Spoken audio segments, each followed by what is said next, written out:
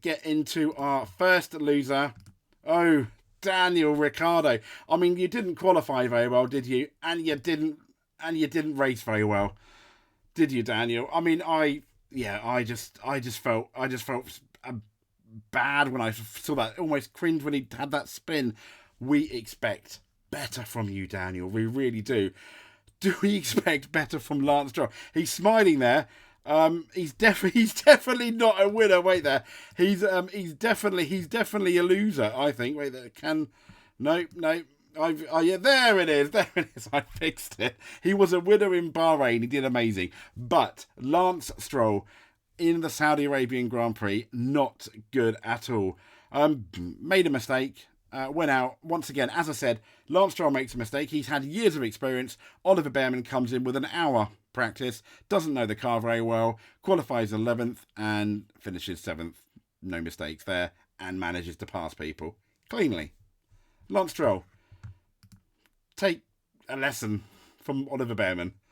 What are Aston Martin doing? I mean, if this continues for Lance, I know, I'm not trying to completely hate on him, because this guy's got pole. He led a race in Turkey. It looked like at one point he had the speed to win. He does have talent. He's just not consistent enough. And once again, if it wasn't for his dad, he wouldn't be in Formula One, would he? If Aston Martin took their role as an F1 constructor seriously, I mean, you look at last year, Stroll cost them potential places in the Constructors' Championship. Fact. Now, let's get on to our next loser. Oh, Kevin Magnussen. Yeah. Now, why though? Why? He did such a great defensive drive. Well, I guess, is it though, when you've done such a great defensive drive, you've ended up catching 2 penalties that cost you 10 seconds each, totaling 20 seconds. But then that defensive drive did help Nico Hulkenberg and Haas get what could be an all-important point at the end of the year. The problem is, he ended up hitting Albon off the track, which wasn't very good. Literally giving him no space. Okay. Fair enough. And then with Tsunoda as well, he just decided to, I am not going to, I'm just not going to use the track and carry on. And unlike, for example, when Piastri did that to Lewis Hamilton, he did not let him by. Ergo, he remained ahead. Ergo, yes, that 10-second penalty, I like the fact that they've given it, but then that penalty gave Haas the point. Not to take too much away from Hulkenberg, he did a great job. And Kevin Magnussen was, a nice defensive drive, other than those moments where I felt he should have been penalised more, and he refused to give the position, he gained an advantage, didn't give the position away, and that's why Hulkenberg scored a point, which is why I think we need more drive-through penalties. Get a drive-through the next 3 laps. See you later, Kevin. Unimpressed overall. I mean, yeah, it was good, but no, sorry.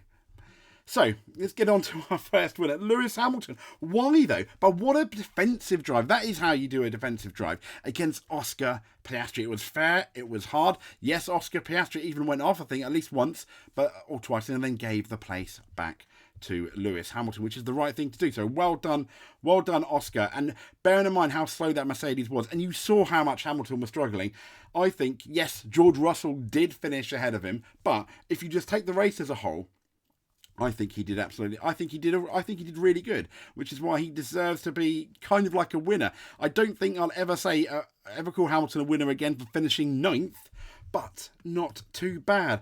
And this guy here, also a winner, Fernando Alonso. I did not think he would finish as high as he did in 5th, but he did. Fantastic, Fernando Alonso. I mean, he held off. I honestly thought that Russell was going to get him at one point, because Russell was looking really, close. And that Mercedes, yes, in that first sector was really slow, but that Mercedes was quite fast in a straight line. But alas, Fernando Alonso, well done.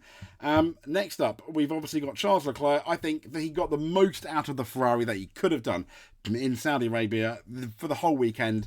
Thumbs up to him. 3rd was the best he could really do. There's no way he was holding Perez back in the end. And also, I mean, well done, Max Verstappen. You did your job. You won the race. Enough said, really. If you keep doing it, I'm going to have to throw you off the winners because it's getting boring. But, star of the race, Ollie Behrman. Hold your head up high. debuting for Ferrari in free practice 3 without ever driving in the car, having 1 hour, qualifying 11th, nearly out qualifying Lewis Hamilton, dropping him out of Q3, but just didn't do it. Goes into the race, makes a solid start, is all over Tsunoda at the beginning, makes really neat and good passes, holds it together whilst Norris and Hamilton are closing in fast towards the end of the race, keeps it 7th. Absolutely fantastic. Well done, Ollie Behrman.